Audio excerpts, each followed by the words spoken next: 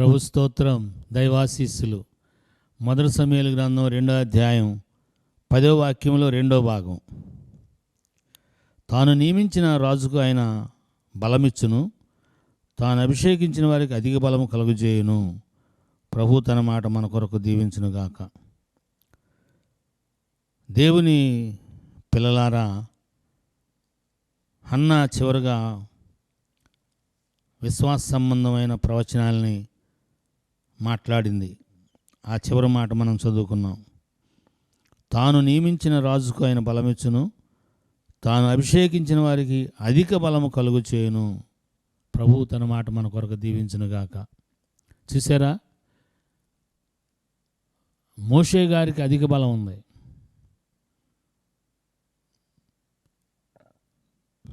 రాజుల కంటే సమూయేలు ప్రవక్త అధిక బలం ఉంది. తను అభిషేకించిన ప్రవక్త దావీదు గారిని అభిషేకించాడు, బలం ఉంది. చిన్నపాటి బలహీనతలను బట్టి యుద్ధంలో కొంచెం తోలాల్సి వచ్చింది. ఓ నాయన, నువ్వు పోతే జనం చెప్పుకుంటారు, మాలాంటి వాళ్ళు 1000 మంది చచ్చిపోయినా 10,000 మంది చచ్చిపోయిన లెక్కలోకి రాదు, నువ్వు మాలాంటి వారికి 10,000 మంది కంటే ఎక్కువ వాడవయ్యా బాబు, నువ్వు యుద్ధాలకు రావద్దు, మేము చేస్తాంలే అన్నారు. బలం ఉంది. మహాబలము కలిగిన గర్వపు మాటలు మాట్లాడిన చీకటి ఆత్మతో చీకటి సంబంధంగా పుట్టిన గొల్యాతుని ఒక్క దెబ్బతో పడగొట్టాడు. అంత బలవంతుడు. కారణం ఏంటంటే ప్రభువారు కరెక్ట్ బలం ఇచ్చి, కరెక్ట్గా స్టాండ్ చేసి, కరెక్ట్గా గురి చూపించి విసిరింది దావీదు గారే. ఆ రాయిని వాస్తవంగా తీసి కొట్టింది దేవుడు. తలకాయ మళ్ళీ వెనక్కి వెళ్లకుండా ఒక చేత్తో తలకాయ పట్టుకున్నాడు, ఒక చేత్తో రాయి విసిరి కొట్టాడు. వెనకబడాలుగా ముందుకు పడ్డాడు. ఆయన కత్తే దావీదు గారు అంత ఎత్తుంది.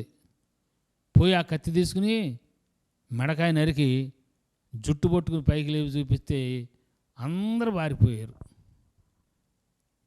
అలాగున దేవుడు దావీదు గారిని రాజుగా అభిషేకించాడు. స్తోత్రం.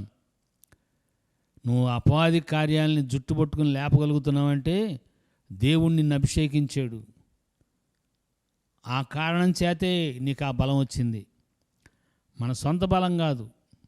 నిన్న మనం జ్ఞాపకం చేసుకున్నాం, బలం వల్ల ఎవరో జయం పొందరు. మనలో కార్యసిద్ధి కలుగు చేయి విశ్వాసం, బలమైన కార్యసిద్ధి కలుగు చేసిన విశ్వాసం దావీదు గారిలో.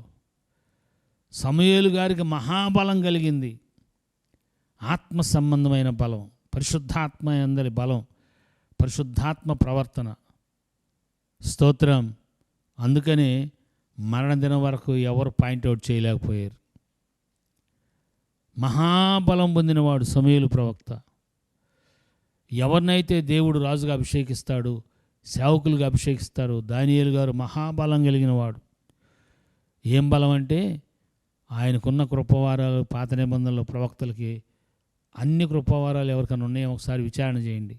చాలా జ్ఞాన సంపన్నుడు, విశ్వాస బలవంతుడు, మర్మాలుగా చెప్పగలిగినవాడు, దేవదూతల స్వభావం కలిగినవాడు, దేవదూతల ఆత్మ కలిగినవాడు, రాజుల చేత ప్రశంసించబడ్డవాడు, కన్నీటి ప్రార్థన చేసి పశ్చాత్తాపడినవాడు, బలమైన ప్రవక్త, మహాప్రవక్త. కారణం ఏంటంటే మహాబలము కలుగుజేయవాడు, తాను ఏర్పరచుకునే వారికి మహాబలము కలుగుజేయవాడు. ఈ దినాల్లో దేవుడు